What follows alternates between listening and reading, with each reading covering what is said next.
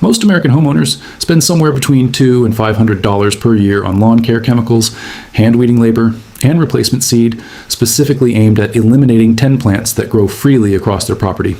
Each of those 10 plants has documented nutritional content that meets or exceeds common cultivated vegetables sold in grocery stores. Several of them have peer-reviewed research demonstrating measurable medicinal effects. Most of them have been used continuously by humans for over 2,000 years on multiple continents.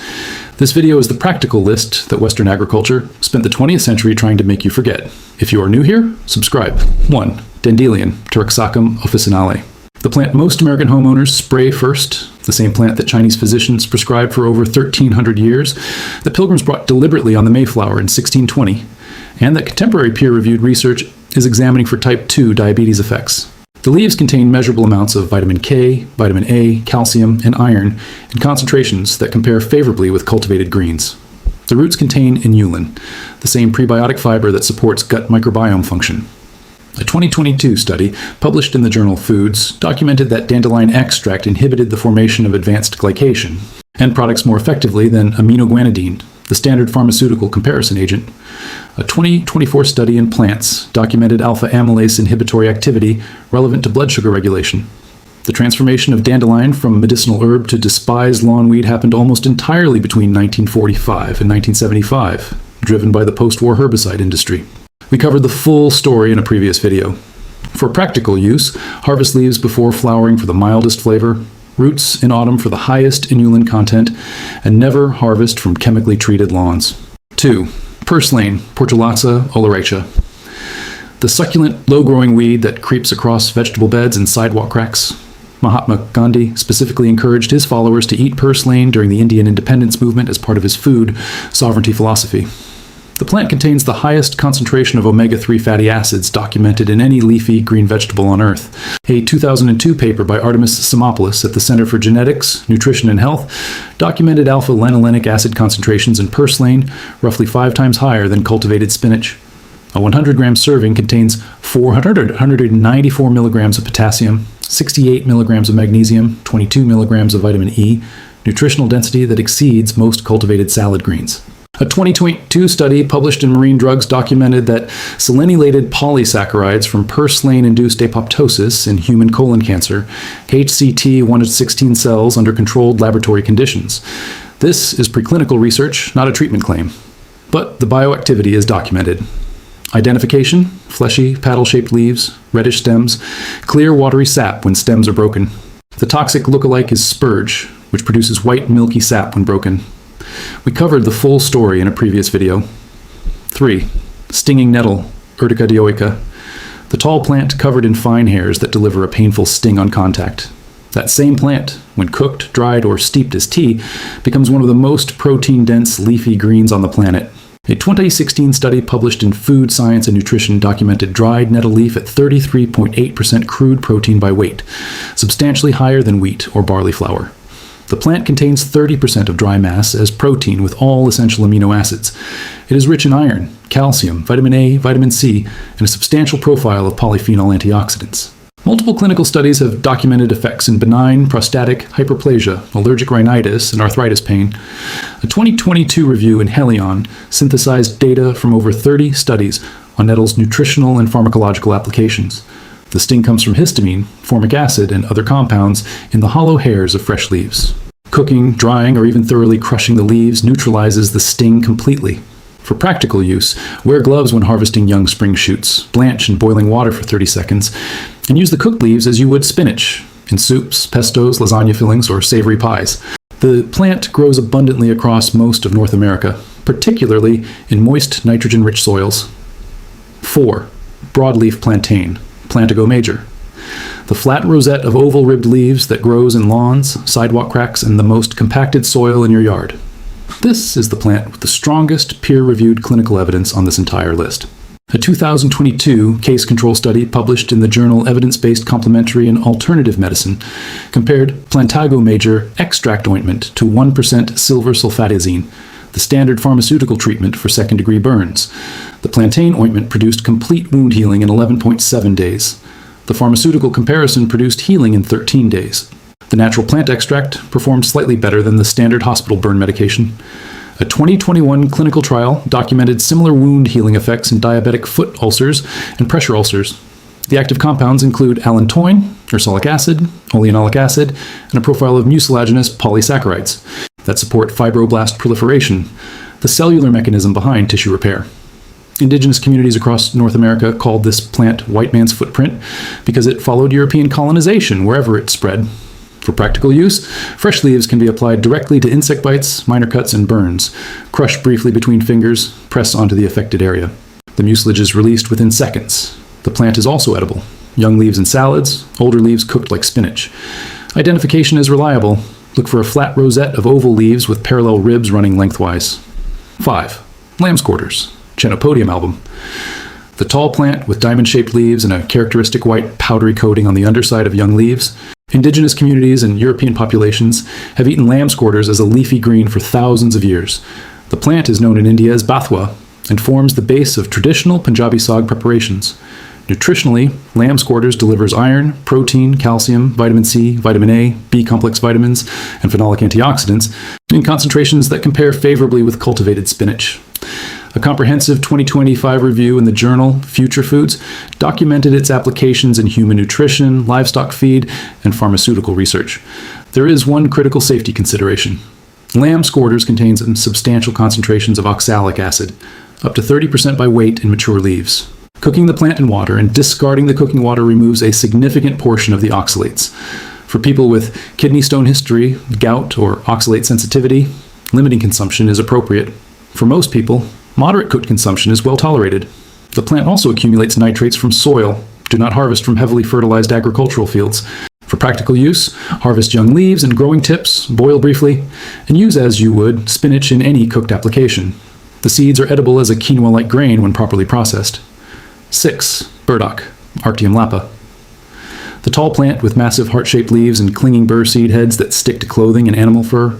Burdock root, known in Japan as gobo, is a serious vegetable in East Asian cuisine, sold by weight in grocery stores across Japan, China, and Korea. The first-year taproot can grow up to 3 feet deep and produces a slender, fleshy, nutty-flavored root, similar in culinary use to a parsnip. The root contains inulin, dietary fiber, small amounts of vitamin C and B6, calcium, potassium, amino acids, and a profile of polyphenol compounds including arctiginin. Burdock has been used in traditional Chinese medicine for at least 2,000 years for liver support, blood purification, and skin conditions. A 2018 chronic toxicity study published in Frontiers in Pharmacology documented safety parameters for arctiginin and noted that burdock is widely consumed daily in East Asian cuisine without significant adverse effects. For practical use, harvest only first-year roots. The second-year roots become woody and bitter as the plant prepares to flower. Identify a young rosette of large, heart-shaped leaves without a flower stalk. Dig deep. The root grows straight down, and harvesting requires real effort. Peel the dark outer rind, which is bitter, and prepare the white inner flesh boiled, roasted, or stir-fried.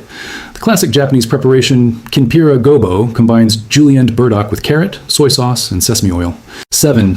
Wild violet, Viola sororia. The small, low-growing plant with heart-shaped leaves and distinctive purple flowers that appear in lawns and shaded garden beds in early spring. Wild violet leaves contain approximately 130 milligrams of vitamin C per 100 grams, roughly twice the vitamin C content of an orange. They are also rich in vitamin A, B vitamins, and a substantial profile of mucilaginous polysaccharides. A 2002 study at Uppsala University in Sweden documented that violet cyclotides, ring-shaped proteins unique to the Viola genus, demonstrated cytotoxic activity against 10 different human cancer cell lines under laboratory conditions, including drug-resistant breast cancer cells. This is in vitro research. It does not establish wild violet as a cancer treatment, but the bioactive compound profile is documented and unusual. There is one important safety consideration. The leaves and flowers of wild violet are edible. The underground rhizomes are not. Eat only the above-ground portions. There is also one toxic look-alike worth knowing. Lesser celandine, Ficaria verna, has similar heart-shaped leaves but yellow flowers and is mildly toxic. Wait until violet flowers appear in spring before harvesting to confirm identification. For practical use, add raw leaves and flowers to salads, brew the dried leaves as a mild tea, or candy the flowers as edible decorations. The flavor is faintly sweet, slightly mucilaginous with a fresh green character. 8. Wood sorrel, Oxalis stricta.